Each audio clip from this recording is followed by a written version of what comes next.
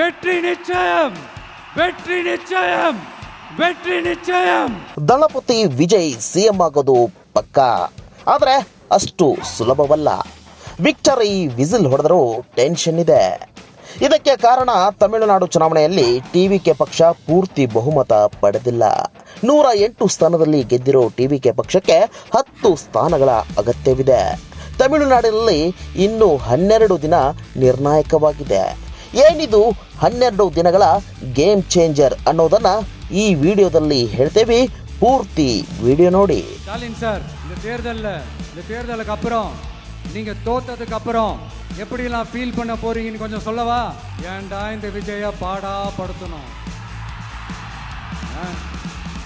ஏன்டா இந்த விஜய வேதனைப்படுத்தணும், ஏன்டா இந்த விஜய்க்கு எதிராக சதி செஞ்சோம், ஏன்டா இந்த விஜய்க்கு எதிராக சூழ்ச்சி செஞ்சோம் நினைச்சு நினைச்சு நினைச்சு ஃபீல் பண்ண போறீங்க. மக்களே உங்களை ಫೀಲ್ பண்ண வைக்க போறாங்க. ತಮಿಳುನಾಡಿನ ಒಟ್ಟು 234 ಕ್ಷೇತ್ರಗಳಲ್ಲಿ 118 ಮ್ಯಾಜಿಕ್ ನಂಬರ್. ಡಿಎಂಕೆ ಮೈತ್ರಿ 73 ಸ್ಥಾನಗಳಲ್ಲಿ ಗೆದ್ದಿದೆ. ಎಐಡಿಎಂಕೆ 53 ಕ್ಷೇತ್ರಗಳಿಗೆ ಕುಸಿದಿದೆ. ಇದರಲ್ಲಿರೋ 10 ಶಾಸಕರೇ ವಿಜಯ್ ಪಾರ್ಟಿಗೆ ಜೈ ಅನ್ನಬೇಕು.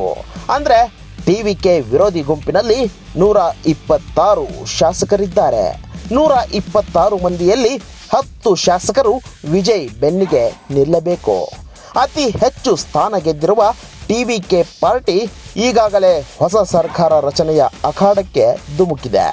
ಪಕ್ಷದ ಪ್ರಧಾನ ಕಾರ್ಯದರ್ಶಿಗಳು ಮತ್ತು ಹಿರಿಯ ಪದಾಧಿಕಾರಿಗಳು ರಾಜಭವನಕ್ಕೆ ಭೇಟಿ ನೀಡಿದ್ದಾರೆ. ತಮಿಳುನಾಡಿನಲ್ಲಿ ಹೊಸ ಸರ್ಕಾರ ರಚನೆಗೆ ಮನವಿ ಸಲ್ಲಿಸಿದ್ದಾರೆ.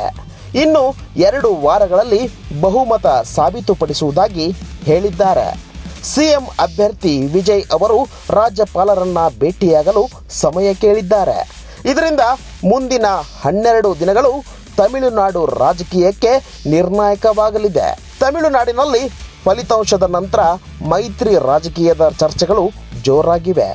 ರಾಹುಲ್ ಗಾಂಧಿ ಅವರು ವಿಜಯ್ ಅವರಿಗೆ ಕರೆ ಮಾಡಿ ಗೆಲುವಿನ ಅಭಿನಂದನೆ ಸಲ್ಲಿಸಿದ್ದಾರೆ.